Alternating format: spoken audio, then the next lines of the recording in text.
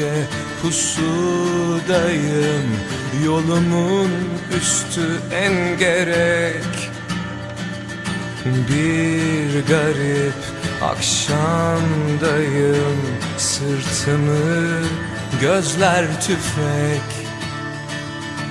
Ben senin sokağına ulaşamam, dardayım.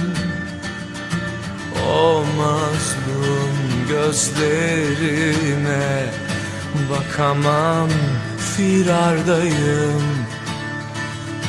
Oysa ben bu gece yüreğim elimde, sana bir sırrımı söyleyecektim.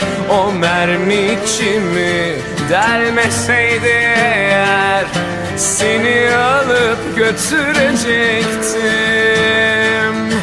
Beni vur, beni onlara verme, külüm al, uzak yollara savur.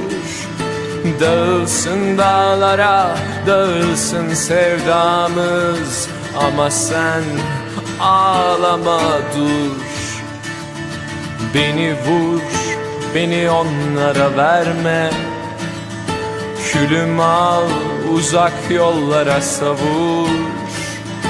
Dağılsın dağlara, dağılsın sevdamız, ama sen ağlama dur.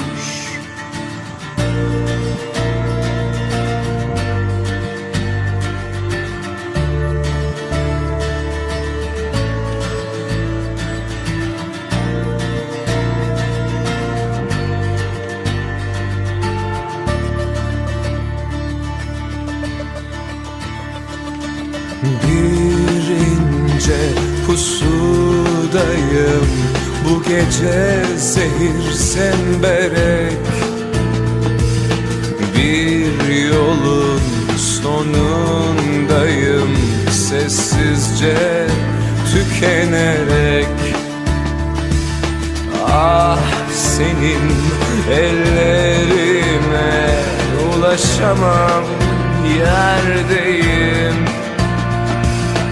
O masum hayallere varamam, ölmekteyim.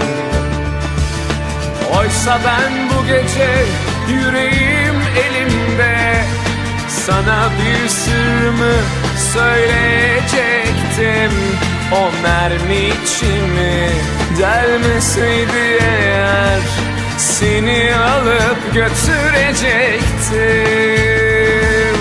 Beni vur, beni onlara verme, külüm al, uzak yollara savur.